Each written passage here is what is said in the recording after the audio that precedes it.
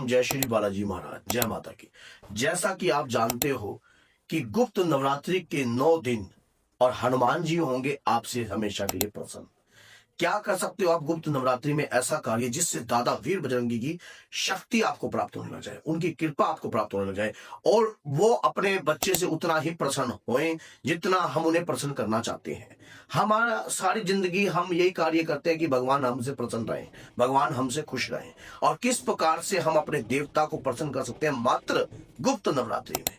गुप्त नवरात्रि का जो समय होता है ये ऊर्जा से भरा होता है। सभी भक्त इस बात को जानते हैं। जो लोग निरंतर पूजा याचना साधना करते हैं उन्हें इन बातों के बारे में सब कुछ पता है।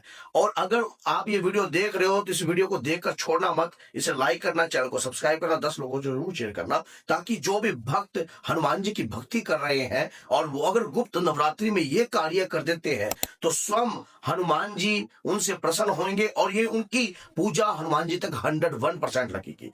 जैसा कि आपने सुना कि गुप्त नवरात्रि में साधक गुप्त रूप से पूजा करता है, पूजा का बखान नहीं करता है, अधिक से लोगों के आगे अपनी पूजा के बारे में बताता नहीं है, लेकिन वो पूजा करता है चुपचाप अपने इष्ट की, अपने आराध्य की। गुप्त नवरात्रि में जरूरी नहीं है कि आपको 10 महाविद्याओं की ही पूजा करनी है। गुप्त नवरात्रि में आप अपने इष्ट को प्रसन्न करने का प्रयास कर सकते हो और अपने देवता का आशीर्वाद भी प्राप्त कर सकते हो।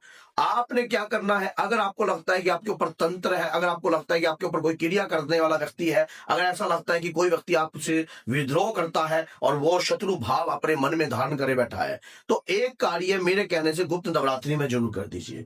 आप देखना हनुमान जी 101% आपसे प्रसन्न होंगे। अगर आपके ऊपर कोई कोर्ट केस चल रहा है, मान लीजिए कोई कोर्ट है, मुकदमा है, जमीन से जुड़ा विवाद चल रहा है किसी भी व्यक्ति के साथ, तो गुप्त नवरात्रि में ये काम कर दीजिए। आपके वो जो विवाद चल रहा है गुप्त नवरात्रि के अंदर ही उसका फैसला हो जाएगा और कहीं ना कहीं से आपको गुड न्यूज जरूर आएगी।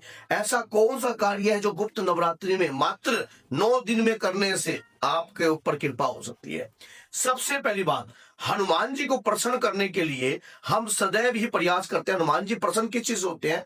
राम नाम से। ये बात सभी जानते हैं।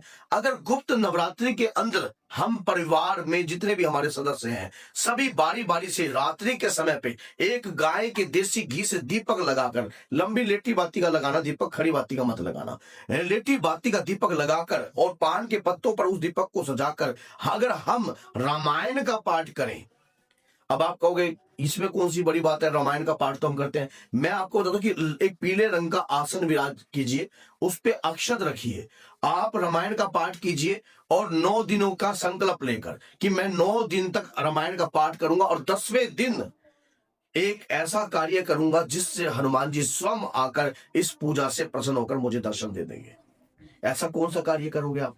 अगर आप 9 दिन अखंड रामायण का पाठ करते हो, आप पति पत्नी 2 घर में हो, तो पति पत्नी रात्रि के मान लीजिए 10 बजे से लेकर 12, 1, 2 बजे तक भी आप इस पूजा को कर सकते हो। रामायण की पूजा जो है, अभी कई भक्तों के मन में होगा, दिन में अगर आप रामायण करते हो तो आपके घर में सुख शांति का प्रभाव उत्पन्न होता है रामायण का पाठ करने से। अखंड रामायण अगर हम 24 घंटों की करते हैं तो हर संकट की मुसीबतों से आप निकल सकते हो। अगर 9 दिन की हम पुराण रूप में रामायण करते हैं तो हमारे घर में हर प्रकार की आपदा जो कभी थी वो सब खत्म हो सकती है। अगर कोई भी आपदा हमारे साथ लगी है, तंत्र मंत्र या कोई भी प्रेत हमारे घर में वास कर रहा है, तो वो सदगति को प्राप्त हो जाएगा। आपके ऊपर कोई दरिद्र है या कोई नेगेटिविटी आपके शरीर में वास करती है या आपके घर में आपको परेशान करने का प्रयास करती है, तो वो भी खत्म होने लग जाएगी। गुप्त नवरात्रि के अंदर आप रामायण का पाठ कीजिए, आप पीले रंग का आसन जैसे मैंने आपको बताया है वैसा कार्य कीजिए और रामायण का पाठ जो है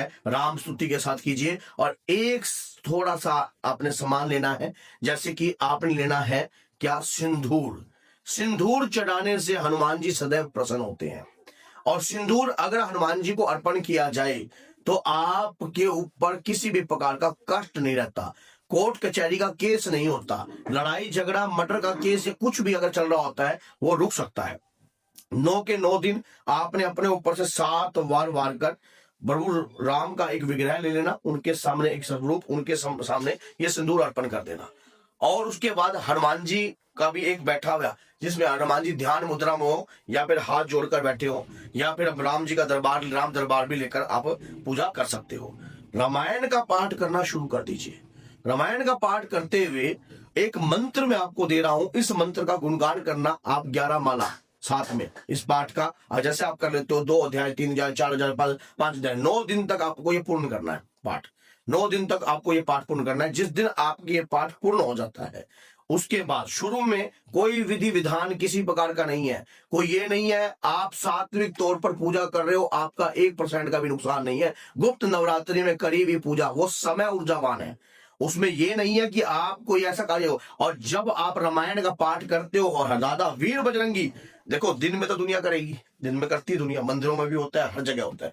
कोई व्यक्ति अगर रात को एक विशेष व्यक्ति करता है, अब रात्रि में कई लोग इस समय को सोकर गुजार देंगे, कई लोग इस समय को पूजा कर कर करेंगे, तांत्रिक लोग इस समय का सदुपयोग करते हैं। तो जो ग्रस्त जीवन में रह रहा है व्यक्ति, वो भी इस समय में सदुपयोग कर कर अपनी ऊर्जा को प्राप्त कर सकता है, अपनी कृपा को प्राप्त कर सकता है, शक्तियों को जगा सकता है मात्र ये कार्य करने से।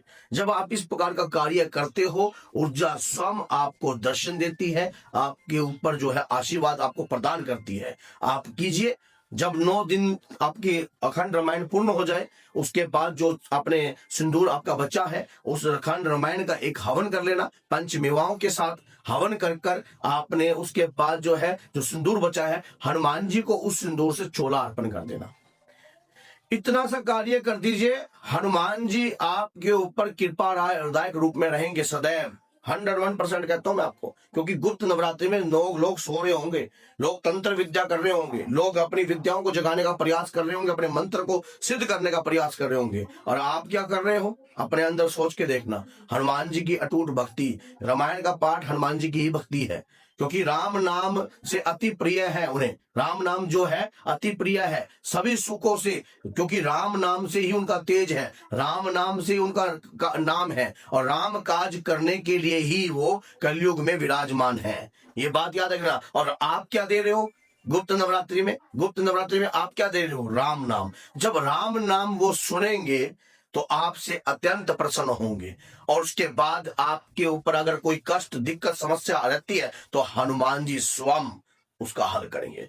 ये जो मैंने काम बताया ना, हर व्यक्ति नहीं कर पाएगा, ये देख लेना आप, हर व्यक्ति इसको नहीं कर पाएगा, क्योंकि ये कोई कोई बिरला होता है। हनुमान जी को रामायण सुनाना गुप्त नवरात्रि में सरल बात नहीं है, हजम नहीं होगी बात, आप देख लेना। क्योंकि हनुमान जी को रामायण सुनाना आप नॉर्मल ना समझो, आप पति पत्नी मिलकर भी अगर रामायण सुनाते हो हनुमान जी को, तो आप सोच के देखो, आपका बच्चा दोनों तीनों मिलकर आप पूरी अखंड रामायण जो 9 दिन का पुराण है पूर्ण कर दीजिए। उसके बाद देखना आप स्वयं, और फिर एक छोटा सा हवन कीजिए, शमी की लकड़ी डालने की कोई आवश्यकता नहीं, नवग्रह लकड़ी से और आम की लकड़ी से और पंचमेवाओं से और गाय के देसी घी से हवन कीजिए। जो दीपक आपको मैंने बताया है वो दीपक लगाकर अगर पाठ करते रहना कंटिन्यू, जमीन पर सोना, ब्रह्मचारी का पालन करना, देखना अब आपके दिन बदलने वाले 2026 आपके लिए खुशहाली भर देगा, अगर आप दिल से इस कार्य को करते हो। तो बोलिए जय सीता राम, जय माता दी।